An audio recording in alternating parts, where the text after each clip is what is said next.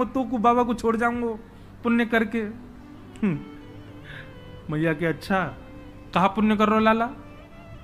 बोले मैया देख, ये संत ब्राह्मण ये साक्षात भगवान को मुख हैं।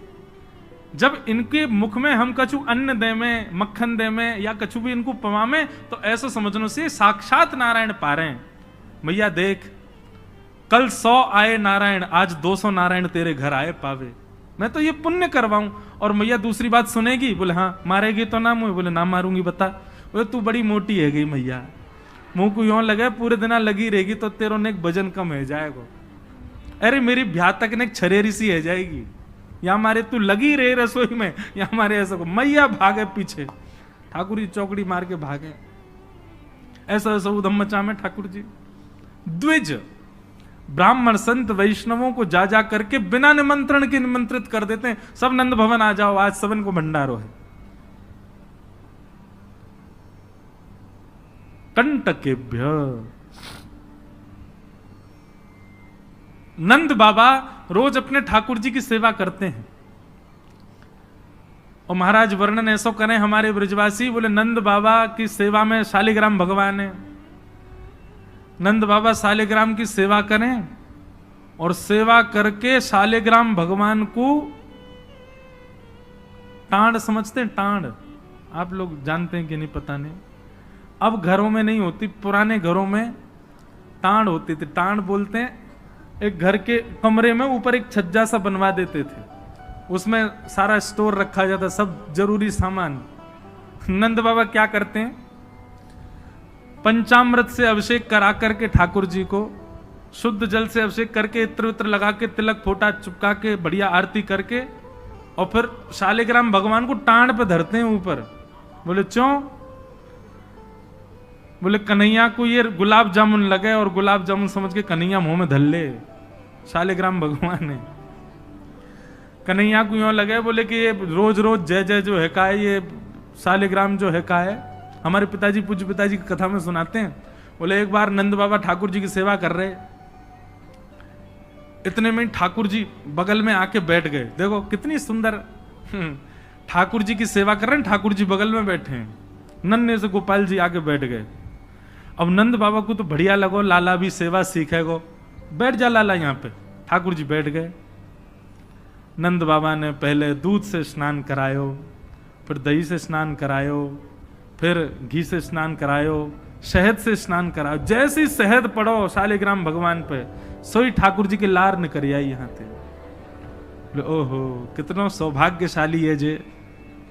मैं हूं मैया ते कहूंगा, मैया तू मोको पानी ते मत नवाए कर, पानी में कुछ स्वाद ही ना होवे, शहद ते नवाए कर, नहाते नहाते खाऊ ले करूंगा बीच में। अच्छा एक बात बताऊं, ये पंचामृत अभिषेक ठाकुर जी को प्रिय क्यों है? क्योंकि ठाकुर जी का स्नान भी हो जाता, पेट भी भर जाता, बीच बीच में जीभ निकाल के खाऊ जाए ठाकुर जी। इसलिए ठाकुर जी का पंचामृत अभिषेक होता है ये, और ये वास्तविकता है।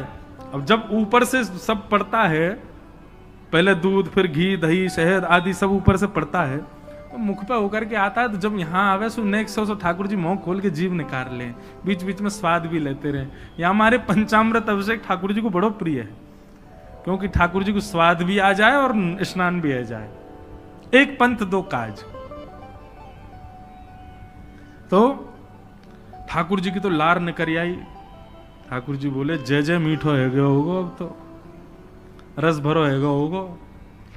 और फिर शहद लगे को छुड़ावे के लिए एक बात हम निवेदन करें, सेवा में एक चीज करो भैया, ये सफेद चीनी मत चढ़ाया करो कभी ठाकुर जी पे।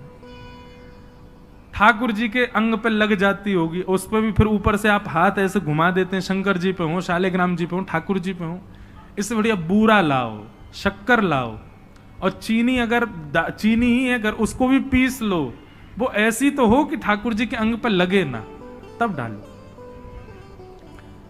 शक्कर से स्नान कराए और ठाकुर जी तो बस मुंह में पानी आ गया, बोले जय जय मीठो है गयो। अब तो नंद बाबा ने बढ़िया ठाकुर जी को श्रृंगार आदि करके, और महाराज ठाकुर जी को तुलसी पधरा के चंदन वंदन लगा के, और नंद बाबा अपनी माला झोली में हाथ दे करके और जाप करने लगे।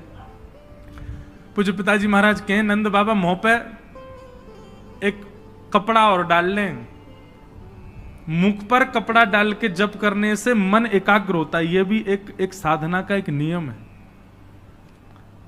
नंद बाबा जाप करने लगे। इतने में ठाकुर जी ने देखी बाबा तो जाप में चलोगो, अब कहां जाएगो जय जय बच के।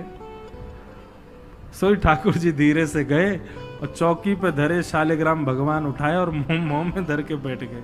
और जैसे कोई पान चूसता है ऐसे ठाकुर जी यहां से चूस रहे हैं मुंह में धर के शालिग्राम जी को, और बैठ गए नंद बाबा के बगल में आंख बंद करके। इनको ध्यान चल रहा है। बोले अभी जय जय बाहर भारते चूस रहा हूं, नेक्स्ट देर में अंदर की मिठास आवेगी, शहद भीतर तक चलोगो, निकर नहीं रहो, और जोर जोर से चूस रहे हैं। इतने में बाबा की माला पूरी है। जैसे ही बाबा की माला पूरी भई, बाबा ने नेत्रन से लगा के माला और अपनो कपड़ा हटायो। जय हो मेरे साले जय जय कहां चले गए।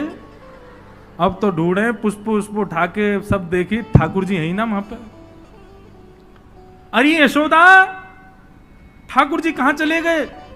बगल में छोटे भगत जी बैठे हैं, वो बिल्कुल महाराज ध्यान करके बैठे हैं, या तरफ शालिग्राम जी दबा रखे हैं। लाला जी कहा है तेरे मुंह में। बोले कहा, जल्दी दिखा। नंद बाबा ने एक गुलचा बना करके जैसे ही मुंह में दियो, महाराज सोई शालिग्राम जी बाहर आ गए। नंद बाबा तो लिए उनको सिर से लगा में, रोते रोते गए, अरे यशोदा देख आज कहा भयो। बोले कहा भयो। बोले तेरो लाला उद्यमी है, हमारो लाला उद्यमी है, ये बात तो मैं स्वीकार कर चुका हूं, लेकिन इतना बड़ा उद्यमी। यशोदा मैया बोली भयो कहा। बोले भैया जे मक्खन खा जाए, घी खा जाए, मिश्री खा जाए, दूसरे इनके घर में जा जाके खाया आवे, लेकिन आज तो यानी भगवान ही खा लिए। जय जय खा गो, हमारे शालिग्राम भगवान को खा गए हो। यशोदा मैया बोली वो तुमने शहद से स्नान कराए तो वह लगी होगी, मीठो है गो, जय जय खा जाओ। ठाकुर जी दूर खड़े हैं। वाह दिन से नंद बाबा को नियम है स्नान ध्यान करके ठाकुर जी को टांड पे धर के जाएं कि लाला के हाथ नहीं पड़ जाए कहीं, नहीं तो जय जय खा जाएगा। ऐसी ठाकुर जी की मधुर लीला, इतनी भाव में लीला ठाकुर जी की चल रही है कि सब रीझ जाते हैं। बंधुओं कभी कभी तो इन लीलाओं को सुन करके, कह करके और अनुभव करके तो नेत्र सजल हो जाते हैं। ये परब्रह्म परमात्मा प्रेम के पूर्ण स्वरूप बन के आए। आहा,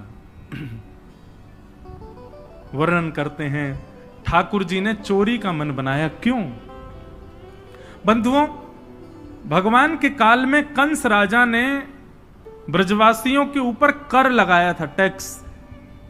और क्या टैक्स था कि आप सब लोग अपने घर में गैयाओं को पालो, सारा खर्चा स्वयं करो, और जितना दूध घी दही होगा उसका 70-80% सब मथुरा जाकर के कर के रूप में जमा करना पड़ेगा।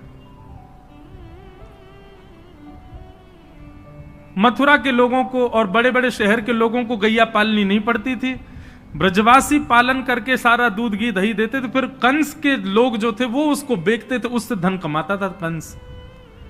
ब्रजवासी बेचारे गैया को अपने घर में रखते, उसका पूरा ध्यान रखते, और जितना दूध निकलता 70-80% सब कंस को देना पड़ता, थोड़ा थोड़ा बचता ब्रजवासियों के पास। लेकिन नंद बाबा ब्रज के राजा थे, इसलिए उनको छूट थी। वो 9 लाख गैयाओं के मालिक थे, उनके यहां इतना कर नहीं था। एक दिन ठाकुर जी सब ग्वाल बालों के संग खेल रहे थे, खेल खेल में ग्वाल बाल ने गिर गए तो रोने लगे। ठाकुर जी बोले अरे तुम दूध घी दही खावे वारे, ऐसे कब गिर जाओ। ठाकुर सब बोले लाला तू खावे दूध घी दही, हमें तो खावे कोई ना मिले, हफ्ता में एक बार मिले बस। क्यों? बोले सब कंस के यहां जमा करवाना पड़े। तब ठाकुर जी ने मन बनाया कि भैया ये दूध घी दही हमारो धन है, और ये साक्षात अमृत है, ये राक्षस के पास नहीं जाना चाहिए।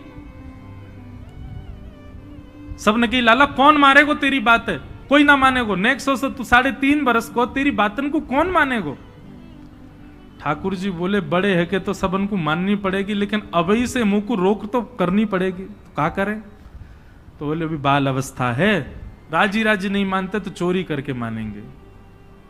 सबके घरन से जब हम गौरस चोरी कर लेंगे तो फिर कंस को कहा देना पड़ेगा, कछु भी नहीं। कंस तो कह देंगे भैया चोरी है रही है हमारे यहाँ, चोर को ढूंढो, और चोर हमको ढूंढ ही ना पावेगो, कंस हमको ढूंढ ही ना पावेगो, तो हम चोरी करेंगे। सब ग्वाल बालन को ठाकुर जी ने सिखा पढ़ा दिया और ठाकुर जी ने चोरी करना प्रारंभ किया। सबसे पहले ठाकुर जी ने चोरी अपने घर में करी। यशोदा मैया ने वहां ठाकुर जी पकड़ लिए। तो ठाकुर जी बोले अपने घर में तो मिशन फेल भयो, अब गोपीन के घर में जानो शुरू करो।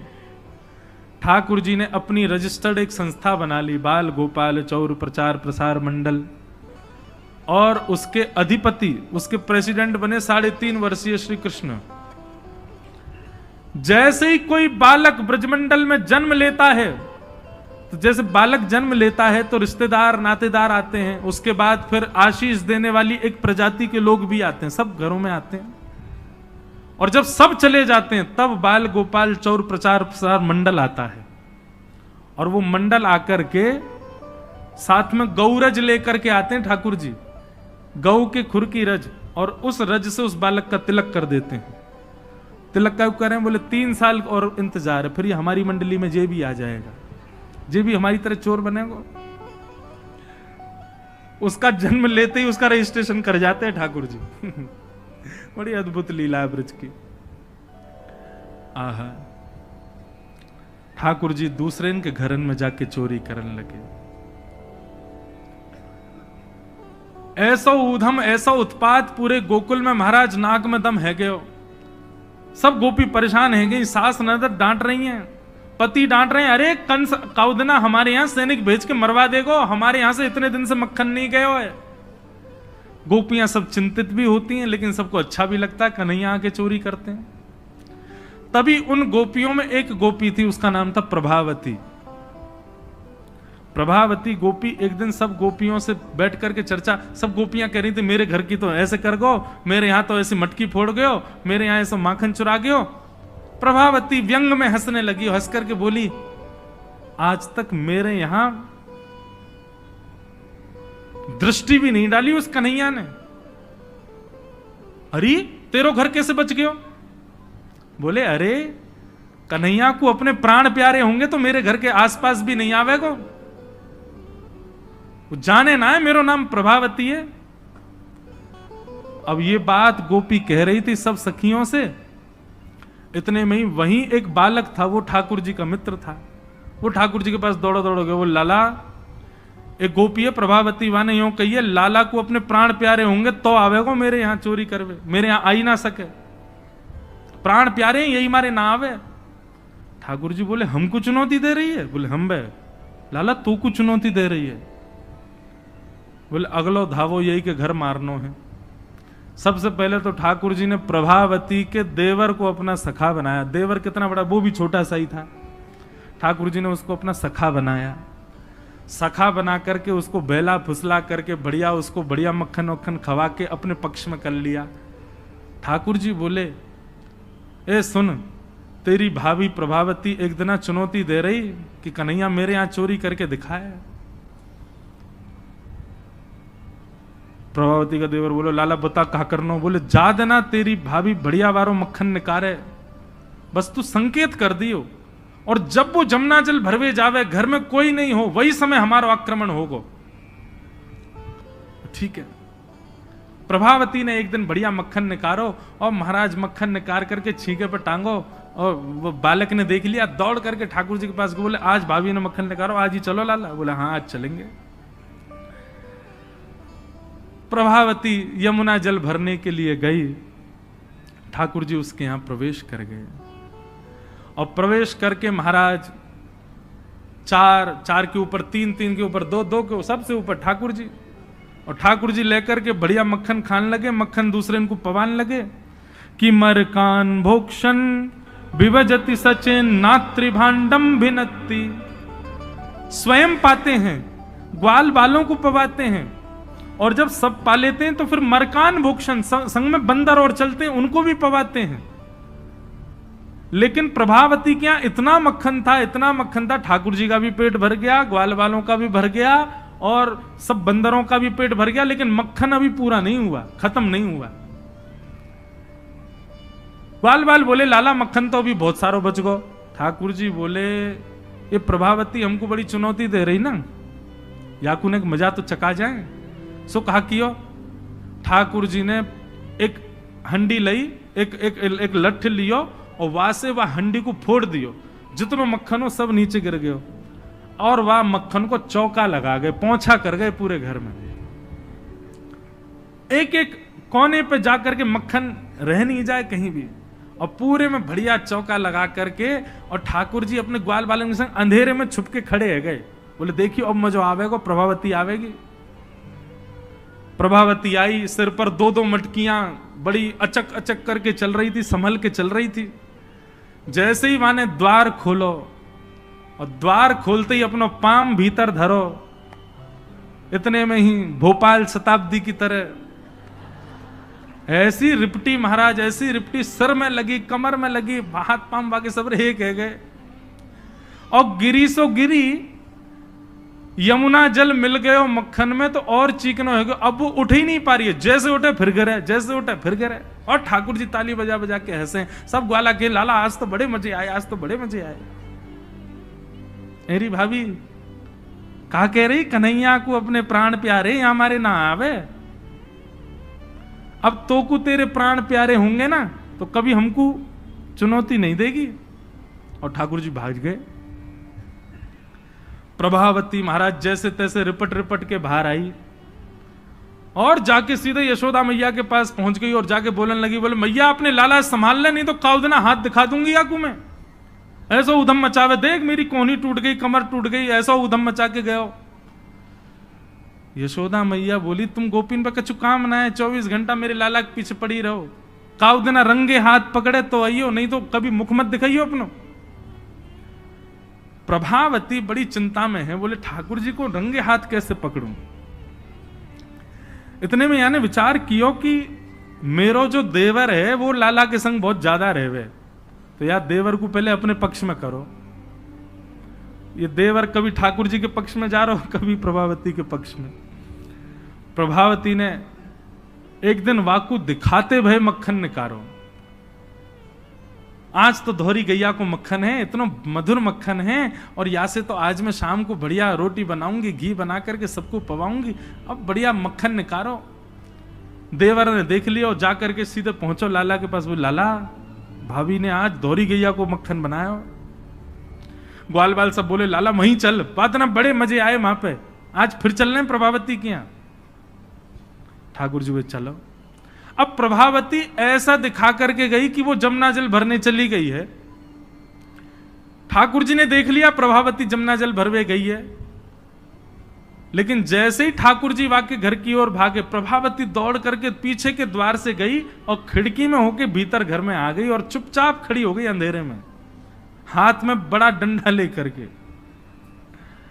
ठाकुर जी आए, ठाकुर जी ने आकर के जैसे महाराज 4 3 2 1 ऊपर चढ़े, चोरी करना प्रारंभ कियो। ठाकुर जी जब पूर्ण रूपेण व्यस्त हो गए चोरी में, तब प्रभावती अपना डंडा लेकर के निकली। दारी क्यों तुम्हें बताऊं।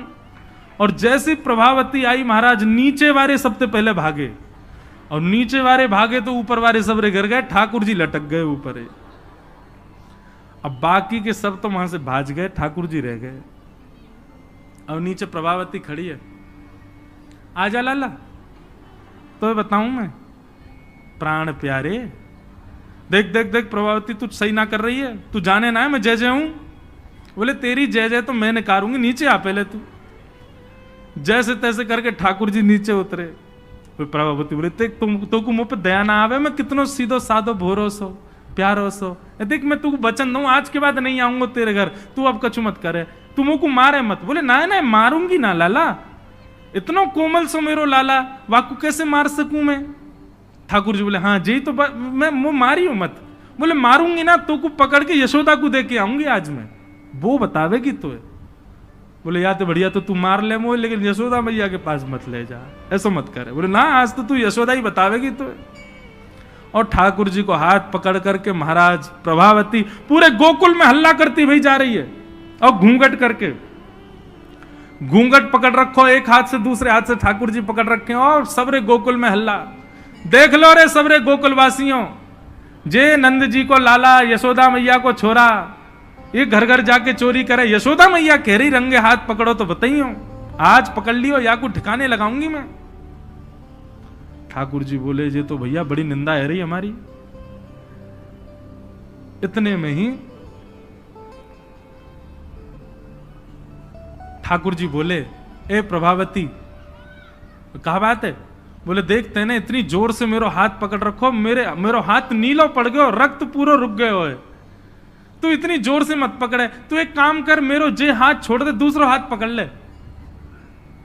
प्रभावती बोले नहीं, तू भाग जाएगा, तेरी सौगंध खा के कह रहा हूं, मैं नहीं भागूंगा, तू मेरो एक हाथ छोड़, दूसरा पकड़ ले।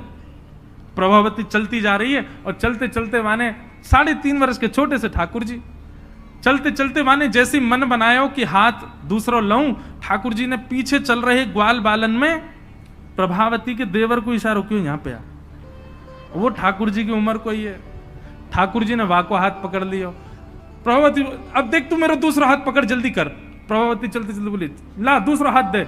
दूसरे हाथ के चक्कर में ठाकुर जी ने वाह के देवर को हाथ पकड़ा दिया और पकड़ा करके ठाकुर जी गली मोहल्ला कुचेन में कूदते भय सीधे नंद भवन पहुंच गए और हाथ पांव धो के सीधे यशोदा मैया की गोद में।